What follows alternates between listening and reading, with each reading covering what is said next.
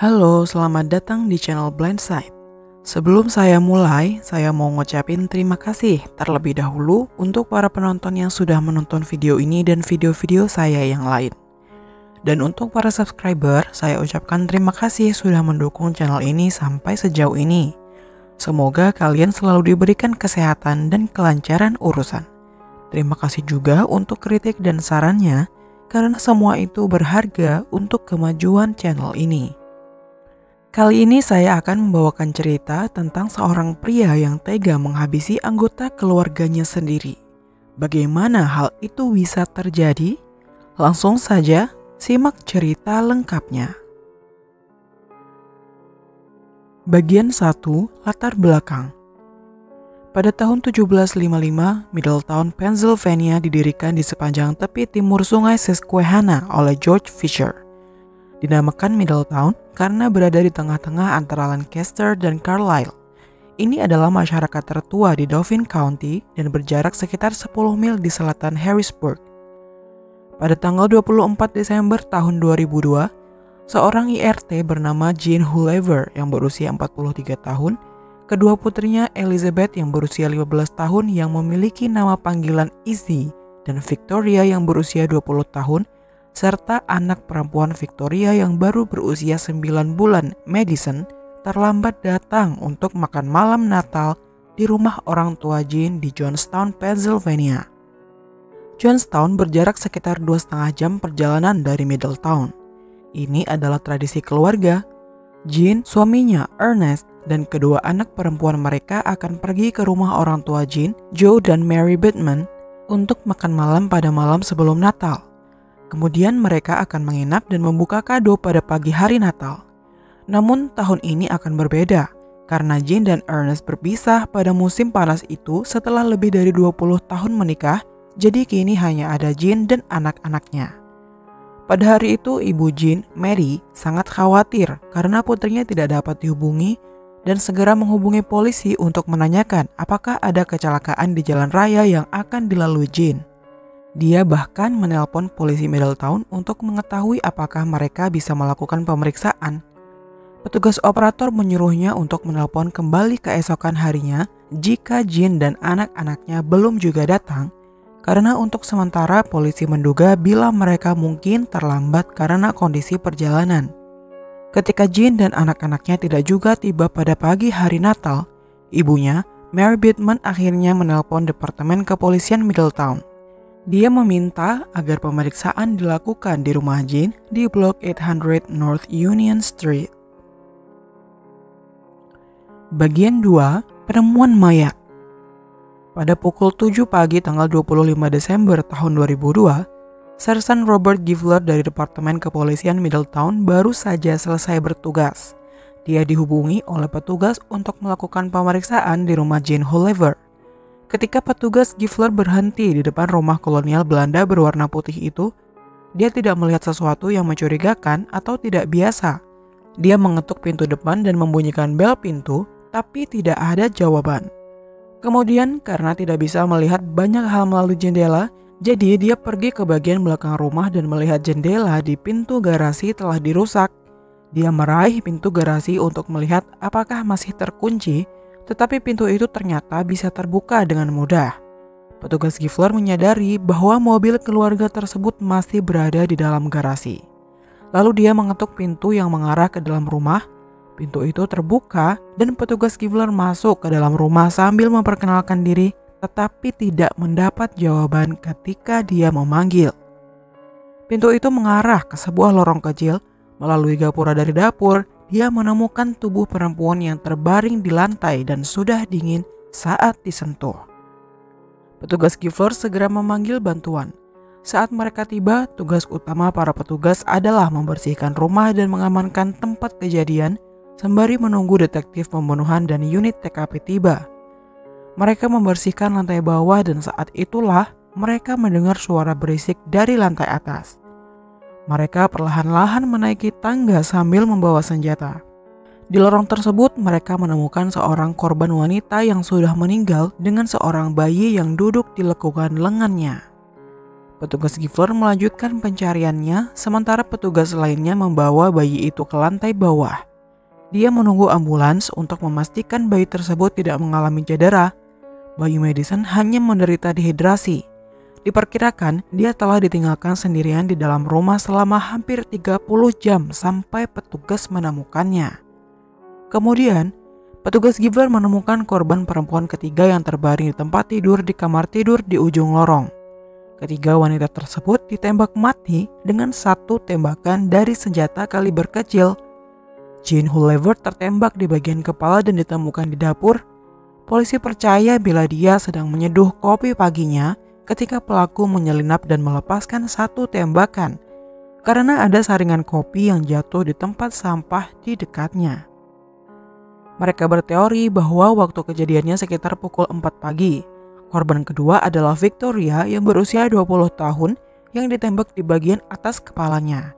Polisi berteori bila dia berjongkok untuk melindungi bayinya saat pelaku melepaskan tembakan. Dia tergeletak tepat di luar pintu kamar tidur tempat korban ketiga ditemukan. Sedangkan Izzy ditemukan tergeletak di tempat tidurnya dengan satu luka tembak di mata kirinya. Tembakan itu dilakukan dari jarak dekat, selain itu ada bekas luka bakar di sekitar matanya. Polisi percaya bila dia memegang laras pistol saat ditembakkan karena ada bekas luka bakar di tangannya, tetapi tidak ada senjata yang ditemukan di dalam rumah tersebut. Bagian 3, penyelidikan polisi.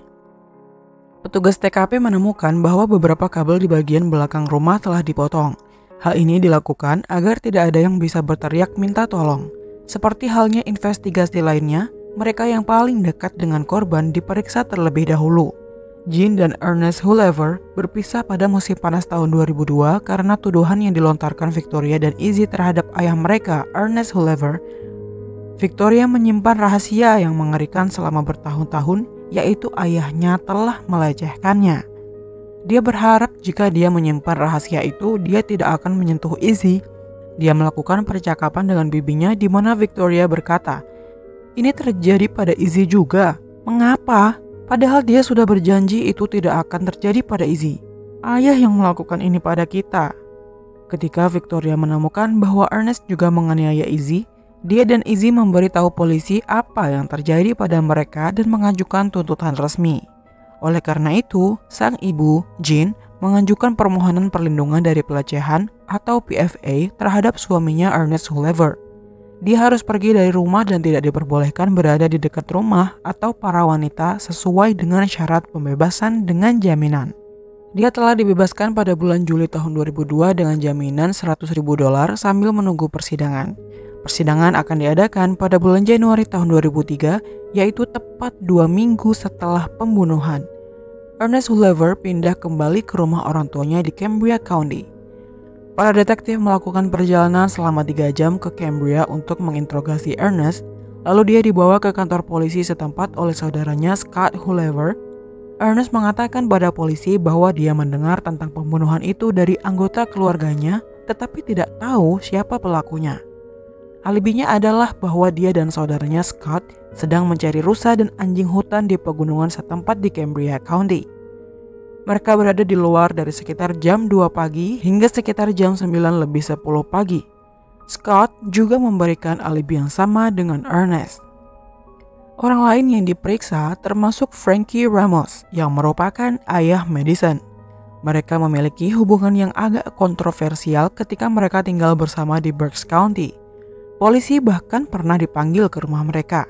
Frankie tidak percaya bahwa Madison adalah anaknya sampai melakukan tes DNA dan hasilnya membuktikan sebaliknya.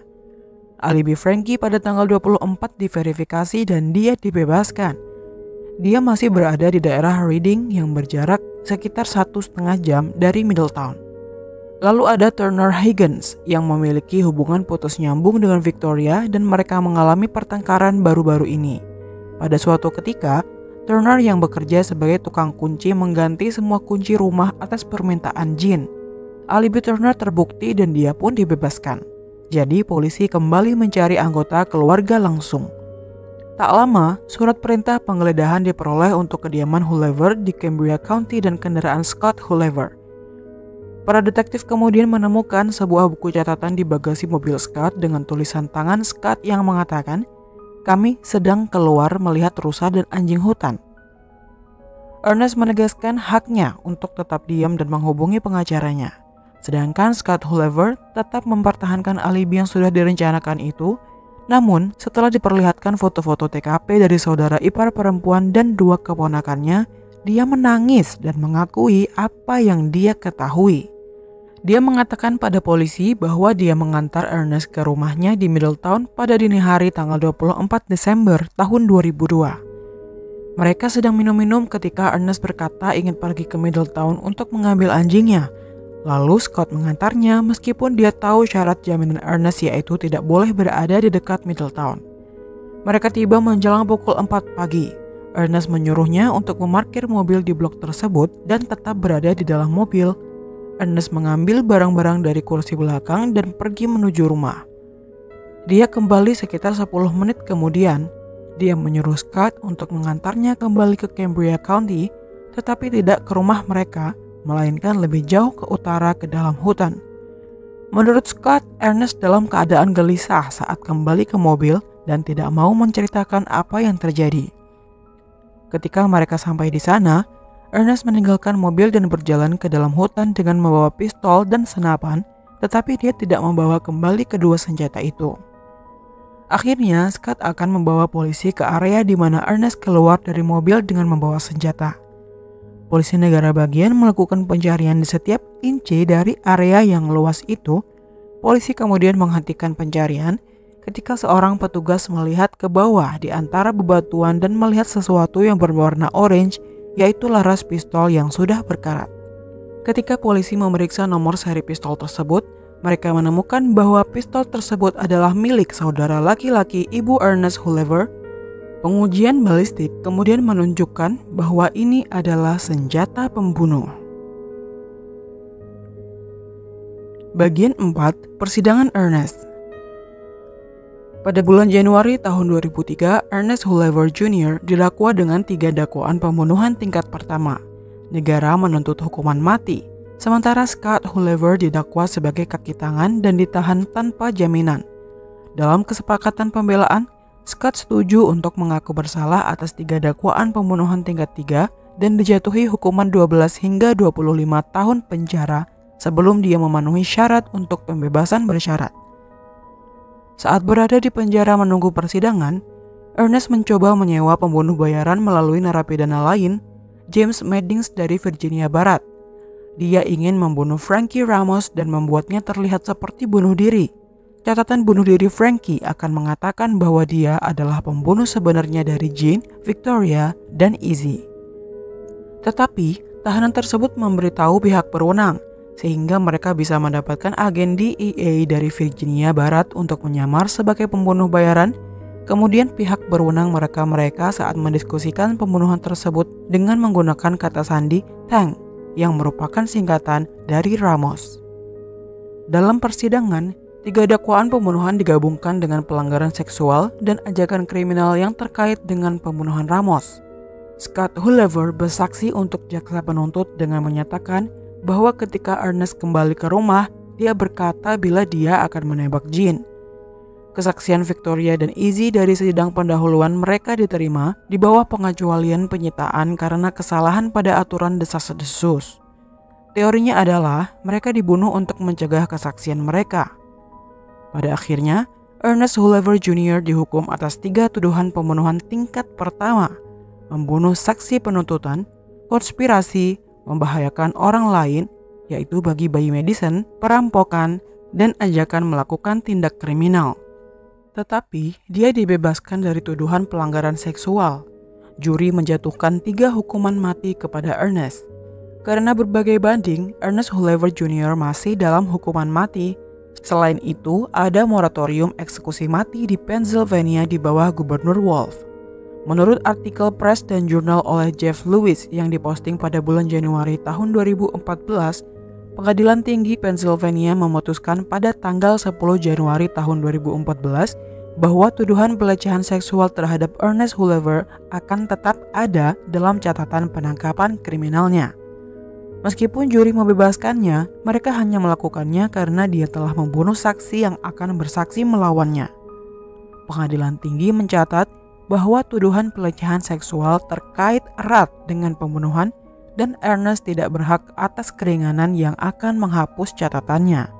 Namun, Ernest meminta keringanan dengan menyatakan bahwa dengan adanya dakwaan dalam catatannya akan menghalangi peluangnya untuk membuktikan bahwa ia tidak bersalah di masa depan. Pada bulan Januari tahun 2019, Mahkamah Agung Pennsylvania menguatkan hukuman Ernest dan menolak lebih dari selusin masalah yang dia ajukan di tingkat banding. Ernest saat ini sedang menjalani hukuman mati di SCI Phoenix di luar Philadelphia. Dan dia tetap tidak pernah merasa menyesal melakukan semua perbuatannya itu. Begitulah akhir dari kisah pembunuhan keluarga Hoover. Terima kasih sudah menonton. Semoga ada pelajaran yang bisa dipetik dari cerita ini. Dan sampai jumpa di cerita-cerita berikutnya.